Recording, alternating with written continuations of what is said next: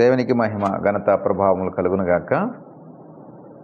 మేల్కొల్పు ప్రార్థన వీక్షకులందరికీ కూడా మరొక దినపు ఆశీర్వాదములు, దినపు దీవెనలు తెలియచేస్తూ మీ ముందుకు వస్తూ ఉన్నాం. అందరూ కూడా మరి ప్రభునందు వర్ధిల్లుచున్నారని, ప్రభులో మీరందరూ కూడా కట్టబడుచున్నారని నేను బలముగా విశ్వసిస్తూ ఉన్నాను. ప్రియ సహోదరుడా, సహోదరి, ఈ ఉదయకాలపు సహవాసము మిమ్మల్ని ఎంతగానో బలపరుస్తుందని, ఉదయకాలపు సహవాసమును బట్టి మీరందరూ కూడా చక్కటి ఆత్మీయ ఎదుగుదలను కలిగి ఉన్నారని నేను నమ్ముచున్నాను.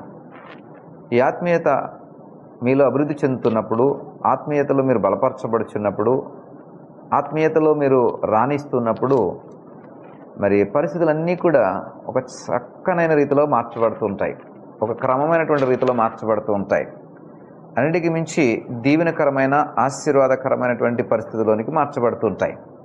ఎప్పుడంటే ఆధ్యాత్మికంగా మనం అభివృద్ధి చెందుతున్నప్పుడు, దేవుని యందలి భయమును బట్టి, దేవుని యందలి భక్తిని బట్టి మనము వర్ధిల్లుచు ఉన్నప్పుడు కొట్టొచ్చినట్టుగా మన ముఖంలో ఆ దీవెనలు, ఆశీర్వాదములు ఎదుటి వారికి కనబడుతూ ఉంటాయి. వారికి ఉండేటువంటి ఆ ముఖంలో ఉన్నటువంటి ఆనందము కానీ, ఆ శోభ కానివ్వండి, ఆ యొక్క ముఖంలో ఉన్నటువంటి కళ కానివ్వండి, మరి స్పష్టంగా కొట్టొచ్చినట్టుగా కనబడుతుంటాయి. వారి యొక్క ముఖ ఛాయలను బట్టి మనం చక్కగా చెప్పవచ్చు వీరు దేవునిలో భయభక్తులు కలిగి ఉన్నారని. వారి యొక్క ముఖము మాట్లాడుతూ ఉంటారు, ఎందుకంటే వారు ఆధ్యాత్మికంగా ఎదుగుచూ ఉన్నారు కాబట్టి. ఆ విధంగా మీరందరూ కూడా వర్ధిల్లినటువంటి స్థితిలో, దీవించబడినటువంటి స్థితిలో, దేవుని యందు భయభక్తులు కలిగినటువంటి స్థితిలో ఉన్నారని నేను నమ్ముచున్నాను.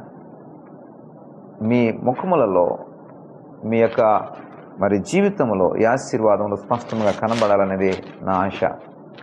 ఉదయముననే ఈ వాక్యము ద్వారా పలకరించడానికి గల కారణం ఏమిటంటే, ఉదయమున ఒక గొప్ప సువార్త వినబడుతుందంట.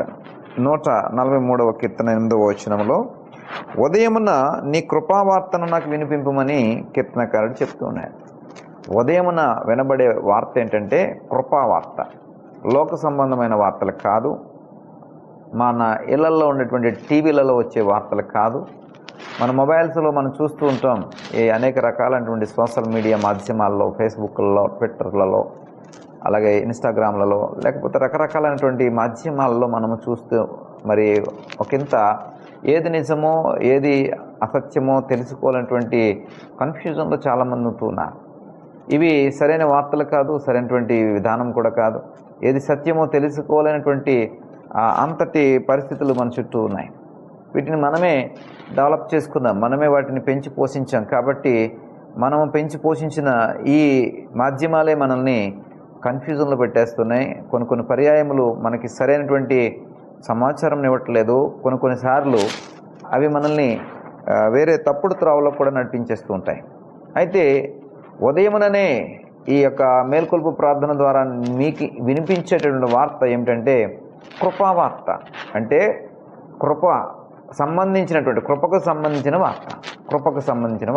ఈ కృప అంటే మీకు చాలామందికి తెలుసు, అయినను ఒకసారి నేను మీకు చెప్పాలని ప్రయాసపడుతున్నాను. కృప అంటే నీ వలన, నీ శక్తిని బట్టి, నీ జ్ఞానమును బట్టి, నీ బలగమును బట్టి, నీకున్నటువంటి ఆస్తిపాస్తులను బట్టి కానీ, నీకున్నటువంటి బంధువర్గమును బట్టి కానీ, నీకున్నటువంటి దేనిని బట్టి కూడా జరగలేనటువంటి కొన్ని కార్యాలు ఉంటాయి. కొన్ని అంటే నువ్వు ఆశిస్తుంటావు కానీ జరగవు. ఏ విధంగా ప్రయత్నం చేసినా జరగవు, ఏ విధంగా నువ్వు ప్రయాసపడినా జరగవు, ఏ విధంగా మరి దానికోసము ఆలోచన చేసినా కానీ జరగవు.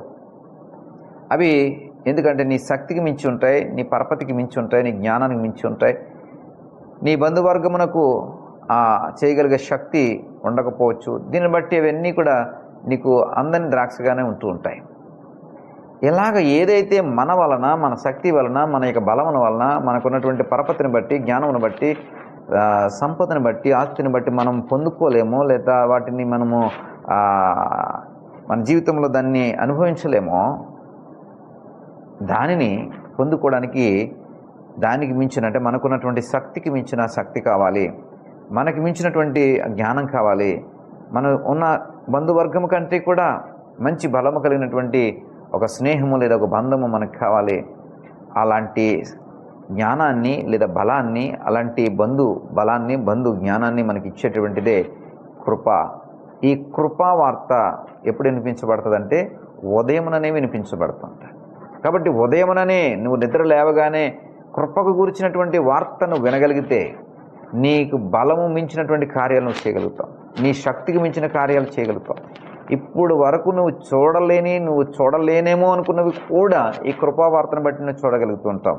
అది నీ బిడ్డల యొక్క భవిష్యత్తు అవ్వచ్చు, లేదా నీ యొక్క ఉద్యోగ విషయం అవ్వచ్చు, నీ వ్యాపార విషయం అవ్వచ్చు, లేకపోతే ఏదన్నా మరి గలాట లేదా తగాదా ఏదైతే నీ వలన దాన్ని ఛేదించడం కుదరడం లేదో, ఇవి దేనివల్ల జరుగుతాయి అంటే కృపను బట్టి జరుగుతాయి. కాబట్టి ఇలాంటి కృపావార్త ఎప్పుడు దొరుకుతుందంటే ఉదయముననే దొరుకుతుంది. కాబట్టి ఉదయముననే నీ కృపావార్తను నాకు వినిపించుమని కీర్తనకారుడు చెప్తున్నట్టుగా ఉదయముననే ఈ మేల్కొల్పు ప్రార్థనకు వచ్చి కృపావార్త నాకు వినిపించు ప్రభా, ఈ రోజున నేను ఇది వరకు చూడలేనటువంటివి లేదా నా వలన కాదు అనుకుని చాలావి నేను విడిచిపెట్టేశానయ్యా, ఇది నా స్తోమతకి సరిపోదు, నా శక్తికి సరిపోదు, నా బలమునకు సరిపోదు, నా జ్ఞానానికి లేదా నాకు ఉన్నటువంటి బలగానికి ఇది సరిపోదు, నేను చేయలేను అని చాలావి విడిచిపెట్టి వాటి మీద ఆశలు వదులుకున్నానయ్యా.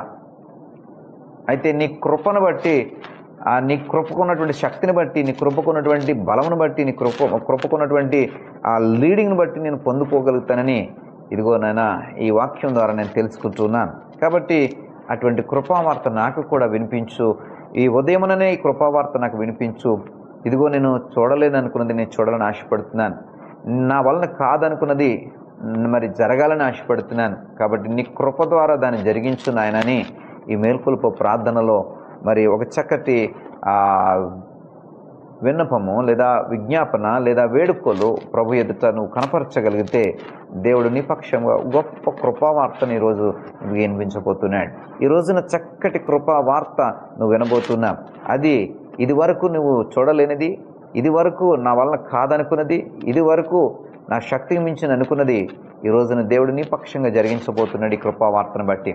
ప్రియ సహోదరా సహోదరి, అటువంటి కృపావార్త నాకు నువ్వు కూడా వినిపించు నాయన అని ఎందరైతే ఆశపడుతున్నారో వారందరూ కూడా ఈ ప్రార్థనలో ఏకీభవించండి. ప్రభా, నీ కృపావార్త మా అందరికీ వినిపించండి. మా వలన కానటువంటిది మా శక్తికి మించినది, ఇది మా వలన కాదు అని విరమించుకున్నవి అనేకం ఉన్నాయి.